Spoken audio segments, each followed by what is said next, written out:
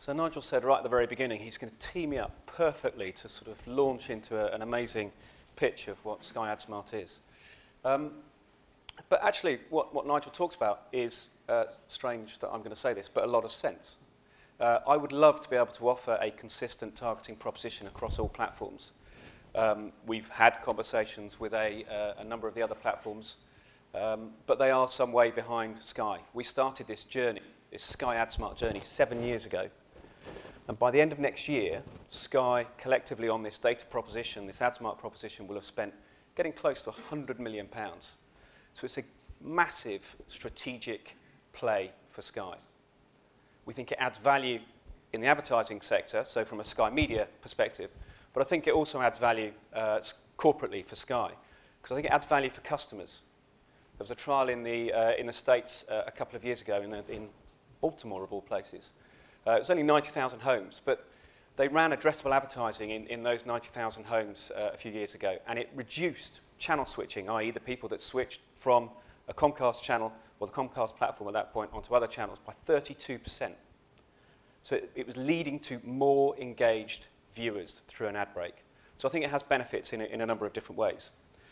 Sky has a heritage of innovating in the market, and I will admit that I'm completely biased in that slide, in that I put mainly Sky logos up there.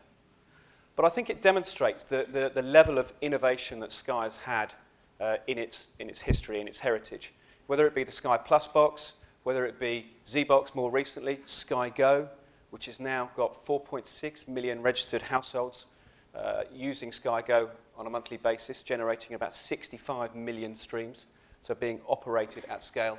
Or whether it be in the advertising sector with our latest proposition, which is Adsmart. So Adsmart, I would say, is our first real advertising or commercial play where we've invested all that time in. As Nigel has said, we are probably the only platform in the UK that can offer this service, and that's for five very good reasons. And that's because we're playing at scale in terms of subscribers. We have 10.7 million TV customers in the UK at the moment. We also own the channels that we broadcast on the platform. We have a secure conditional access set-top box. We have an advertising sales house, an advertising business. We also have a really big and knowledgeable data analytics business, which is called Sky IQ. It was a joint venture with Experian, originally under the guise of Clarity Blue. And we've launched or developed this targeting technology. So I would say at the moment, we are the only platform that can offer this as a service. But I do think that the industry will catch up. I think probably the first to come and play in the sandpit will be Virgin, in my humble opinion.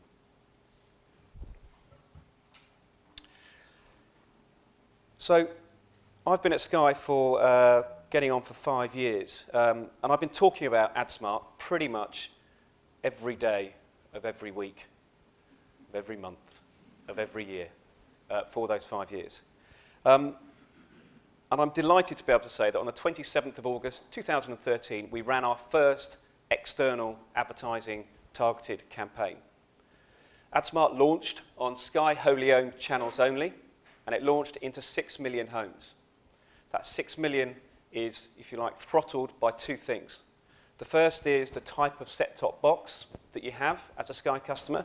It's the older version of the Sky Plus set-top box. The original white ones are not Adsmart enabled. And also there are a proportion of customers that have opted out of personalisation. Actually, there is a third throttle, which is Southern Ireland.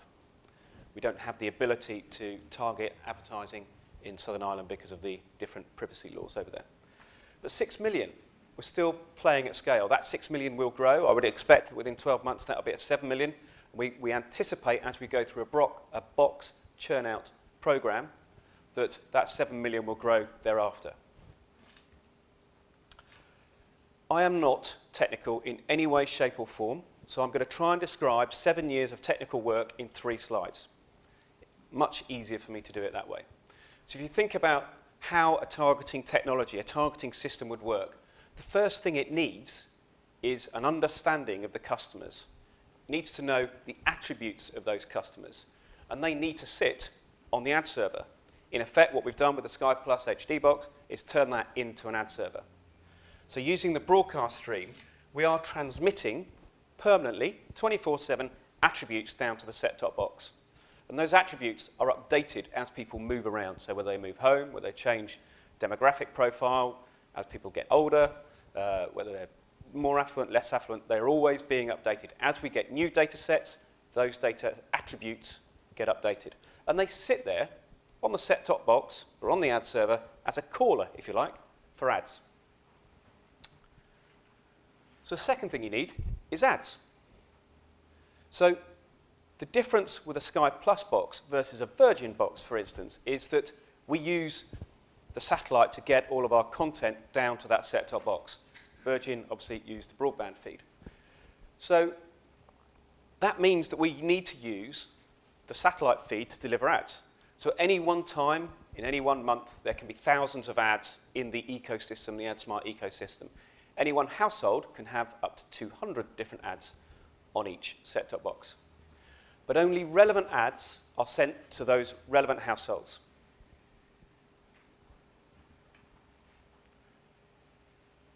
So those relevant ads get fired down to relevant households. So you then sit there, you've got the attributes, you've got the relevant ads. What else do you need? Well, you need the content. So that's permanently going through the ecosystem as well, as you know, via the satellite feed.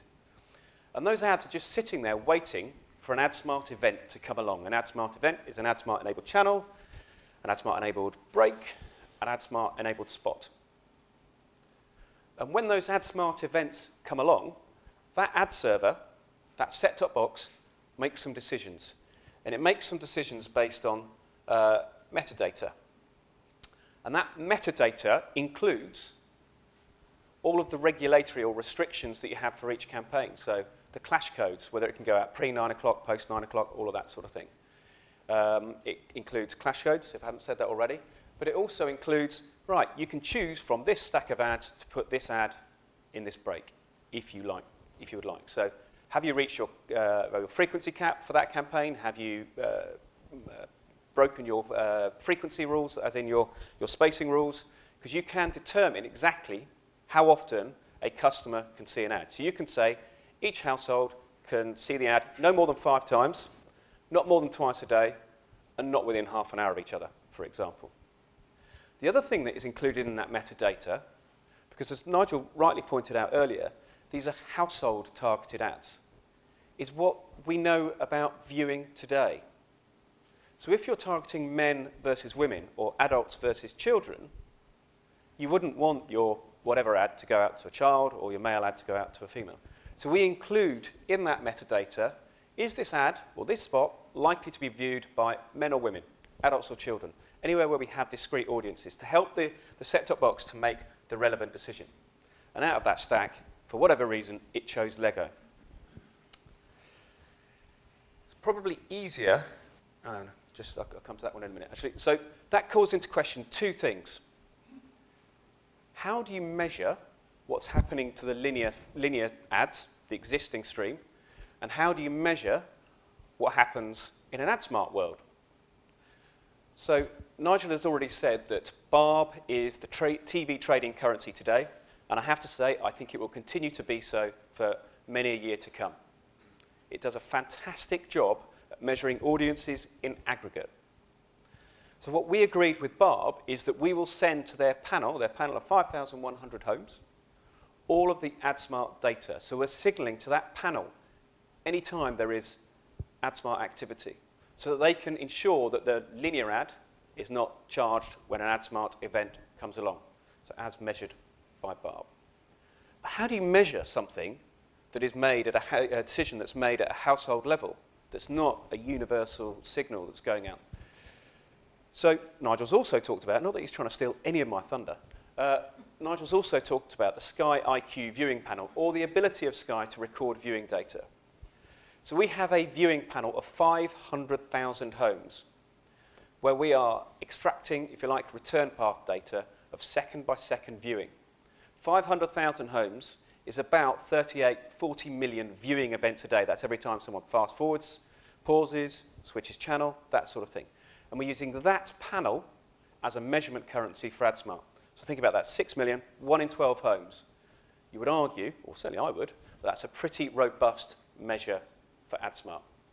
We are only charging for those ads that are watched at normal speed, stating the bleeding obvious, but you have to have seen 75% of the ad, which is fundamentally different to online, where a single frame or a single second of a video ad is served, you pay for it. So a bit more of a practical demonstration. So we've taken this footage out of a closed trial that we did in Osterley. So we've been running trials for about a year, both in closed environments and with Sky employees before going live. So just imagine this. There are 2 Sky customers. The first is Natalie. She's an affluent female, 32, lives in Manchester. On the other side is the Hendersons, 2 kids living in Nottingham, mid-average affluence. So this is Mad Dogs on Sky 1. And you can imagine that you've got 2 households watching the same ad, or the same programme. So this is the last 5 seconds of Mad Dogs. Exactly the same viewing experience, as you would expect. Natalie on the left, Henderson is on the right.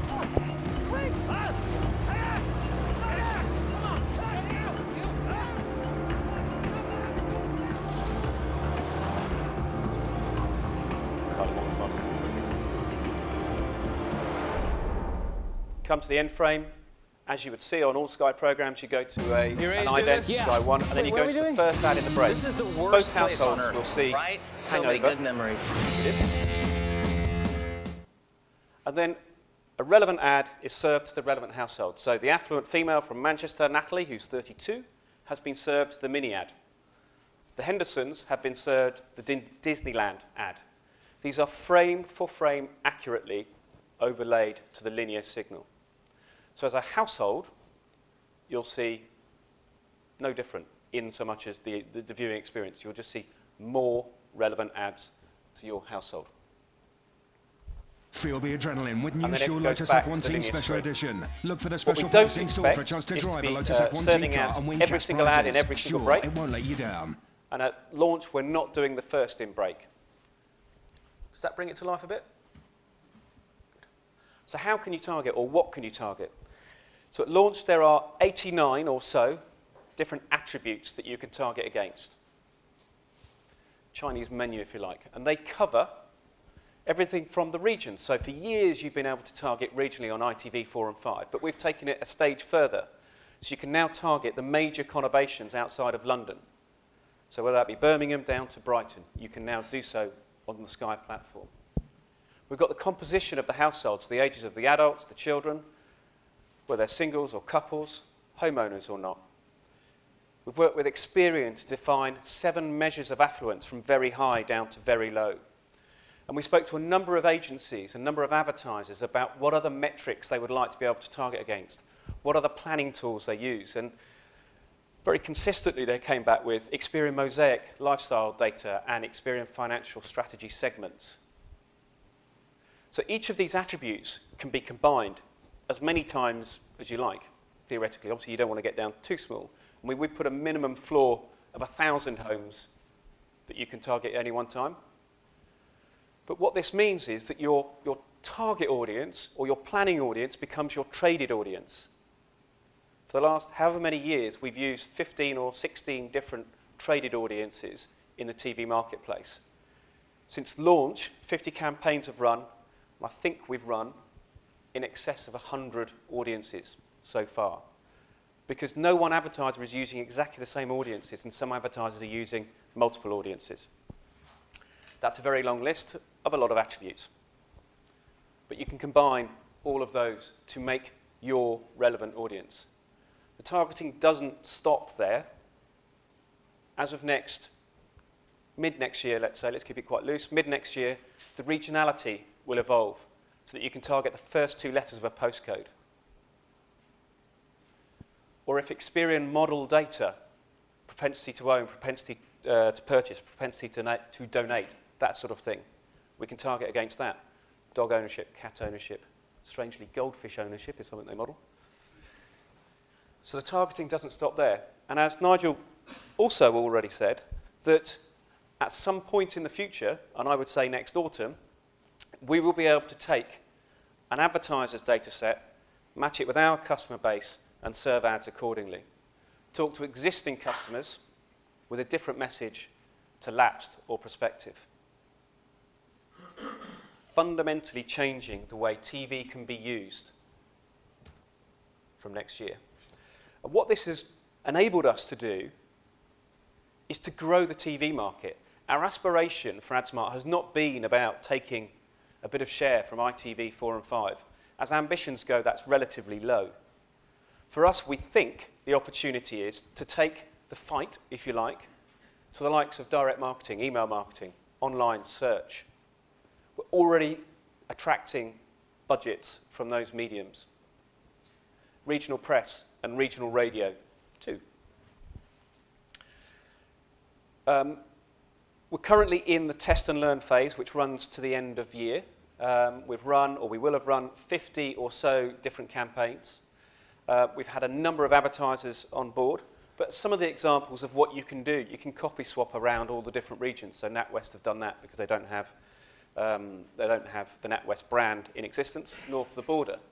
Ocado haven't used TV since launch. They came on with one campaign, so I've called it New to TV, came on with one campaign at launch and then didn't come back. But what they're using Adsmart for is to only target the conurbations that they distribute to or deliver to, and only the Mosaic profile segments that they know are likely to convert. We're taking regional revenue that we've never been able to access before, whether that be Westfield, Eurostar, Eurotunnel, those sort of advertisers. The local market has been a real surprise to us. So we focused, for ease, as much as anything else, on the Portsmouth and Southampton conurbation last year. So we went down and spoke to chambers of commerce in Portsmouth, Southampton. We've spoken to car dealers, estate agents, financial practices, legal practices, garden centres. Hendy Ford was the first local advertiser to use Sky Adsmart. They came on with a bespoke piece of creative for it was called a Fiesta Flame. For those of you that know your Ford Fiestas, it's the same as the Z-Tech, but with a few extras, exactly the same price. £9,995 or £199 a month. But it came in red, apparently that was an extra, and it came with reversing sensors and electric mirrors. It's quite nice. The first 8 days of that campaign, they sold 26 Ford Fiesta Flames. By the end of 30 days of that campaign, they'd sold 60. Hendy have booked their second and third campaigns already. So Hendy Honda, easy for me to say, and their January sale funnily enough, in January, which is going to run across their whole network. We've got 5 or 6 local advertisers on air across the autumn, but we've got 34 booked as of this morning for Jan, Feb and March. So it's a real opportunity both for Sky and for you in terms of how you use Adsmart, because it's landing, if you like, with the consumers. I've got Polo up there for no other reason than it's just quite an interesting one. So Nestlé came to us with a different kind of challenge for Adsmart. They came to us and said, look, strange as it may sound, we don't know who buys Polo. We don't know how to drive the sales of Polo. So they're using Adsmart as a research tool. So what they're going to do, or what they are doing, is in different regions, they're targeting different audiences.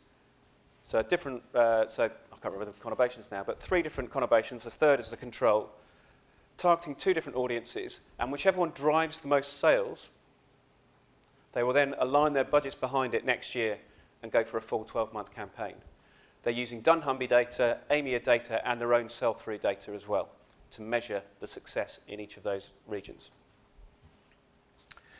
As I say, the development doesn't stop there. Where we are now is slap bang in the middle of the test and learn phase. As of January, we moved to a bit more of an open market feel. That doesn't mean, every single spot and every single break will be ad-smarted. Just slowly building the volume of campaigns. And then from there, we start extending across multiple platforms. So in March, Adsmart targeting will be available on our Sky Go VOD proposition. And then after that, we move into other channels.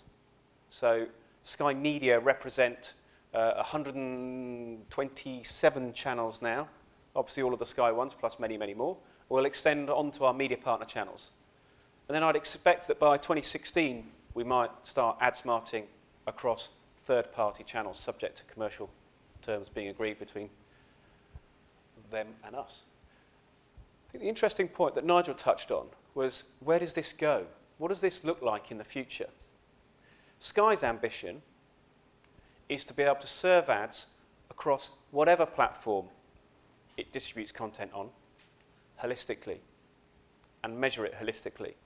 Serve 5 ads in-home, follow it up with another ad on tablet, for instance, and an offer on your mobile, giving you the ability to frequency cap, story tell, serve ads sequentially and consequentially across all platforms. Maybe a lofty ambition, but it is something that we're aspiring to. And I think that is it. So for us, Adsmart is all about enhancing the power of TV. It's all about making TV more relevant for more brands. Thank you.